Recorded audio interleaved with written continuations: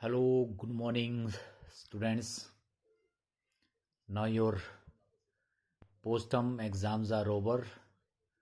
Now next, your last task is your annual exam. So dear children, you have total 13 chapters in your syllabus. So today I go for first two chapters, revision of squares and cube roots. So together I have taken these two chapters and I go for I solve here some questions for you. And during these 2 days we teachers are busy in school for capacity building program workshop. So on Wednesday and Thursday don't disturb your subject teachers who teaches in class 6 to 10th. So for in maths I have go for these two chapters. Please revise these two chapters properly and ready for next task, that is your pre-board exam.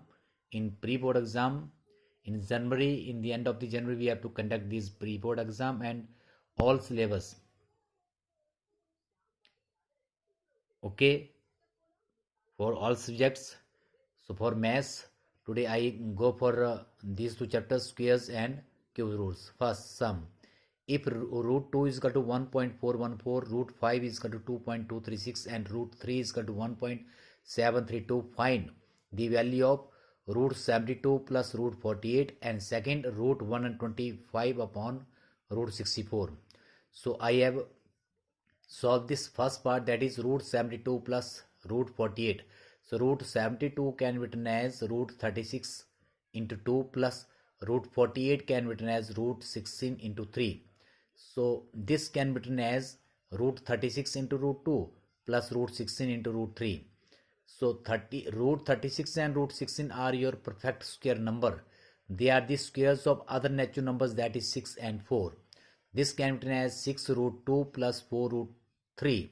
So root 3 and root 3, the value of root 3 and root 3 are given in your questions. Root 2 is equal to 1.414 and root 3 is equal to 1.732. So 6 into 1.414 plus 4 into 1.732, it is equal to 8.484 plus 6.928. Add these two decimal numbers, your answer will be 15.412. So in this way you can solve second part, root 125 upon root 64. So here the value of root 5 is given and 64 is your perfect square number, it is equal to 8. So please try to solve yourself. Second, the area of a square field is 101 whole 1 upon 400 square meter. Find the length of one side of the field, one side of the square field. So area of a square field is given and convert this mixed fraction into an improper fraction. So we know that area of square field is equal to side into side is equal to this one, and side into side can be as side square is equal to this, and square root on both sides. Square root on both sides, s is equal to square root of 40,401 upon 400, root 40,401 upon root 400. So square root of 400 is equal to 20. Now here to find the square root of 40,401, by using long division methods, find their square root. So do you know the long division methods? Starting from rightmost digits, we can make their pairs 0, 1, 0, 4 and last one is 4. So to find the square root of these given numbers, in the square root we have three numbers. First 4. 4 comes in the square of 2. 2 2s are 4. 4 minus 4, 0. Bring down next period, that is 0, 4. 2 2s are 4. 0s are 4, 0. And bring down next last period, that is 0, 1. 401. 22s are 40 and 1. 401. So this is equal to 201. So 201 upon 20 meter. This is your an improper fraction. Convert this improper fraction into mixed fraction. It is equal to 10 whole 1 upon 20 meters. Thus the length of one side of a square field is 10 whole 1 upon 20 meter. Next, question number 3rd. Now evaluate cube root of 0.027 upon 0.008 minus root 0.09 upon 0.04 minus 1, and second cube root of 288 into cube root of 72 into cube root of 27. So I go for both parts here. First, this cube root, after point there are 3 decimal places. In numerator and also in denominator there are 3 decimal places. In root there are 2 decimal places. Again in denominator 2 decimal places. So remove here points. This can be written as root 27 upon 8 divided by cube root of 27 upon 8 divided by root 9 upon 4. So cube root of 27 is 3 and 8 is 2 divided by root 9 is equal to 3 and 4 root 2 minus 1. So use simplification here. 3 upon 2 into 2 upon 3 is equal to minus 1. To find their product, it is equal to 1 minus 1 is equal to 0. For second case, cube root of 288 into cube root of 72 into cube root of 27. So cube root of 27 is equal to 3. 72 into 3 is equal to 216. Cube root of 216 is equal to 6.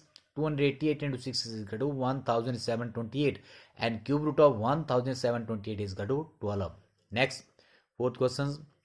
Find the smallest number by which 2560 must be multiplied so that the product is a perfect cube. It means the given number 2560 is not a perfect cube number. To make this perfect cube, we have to find the smallest number to which we multiply that number so it becomes a perfect cube. So first of all, we can find the prime factorization of 2560. So how you can find the prime factorization? It is very easy. This is not your new concept. This is your revision. So 2560 is your even number. 1, 2, 2, 2, 2, 2 last, and it is 5. So write the factors of 2560, and in a perfect cube, in cube you can make their triplet. This one triplet, second, third, and this 5 is left one. Here is no triplet with 5. So we make this 5 to triplet. We multiply it by 5 into 5. 5 into 5 means 25.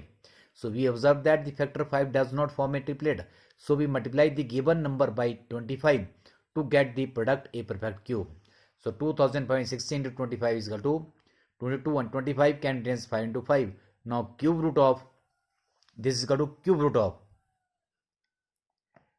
of this is equal to 2 into, we can write each factor for every triplet. 2, 2, 2 and 5. 2 to the 4, 2 to the 8, 5 is a 40. So the smallest number is equal to 25. Find the smallest number. Thus smallest number is equal to 25. I am forgetting to write here your answer that the smallest number is 25. Next, fifth one. Find the cubes of 0.06 and second 2 upon 3. Cubes of, cube means 3 times, any number raised to power 3 times.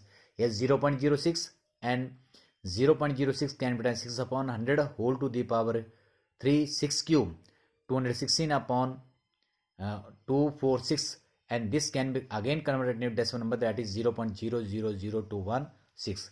Next one is 2 upon 3 whole cube, 2 into 2 into 2, 3 into 3 into 3, 8 upon 27. Last one is, in a lecture hall, 8,649 students are sitting in such a manner that there are as many students in row as there are rows in the lecture hall. How many students are there in each row of the lecture hall? Here total students 8,649. It is given that number of students and number of rows are equal.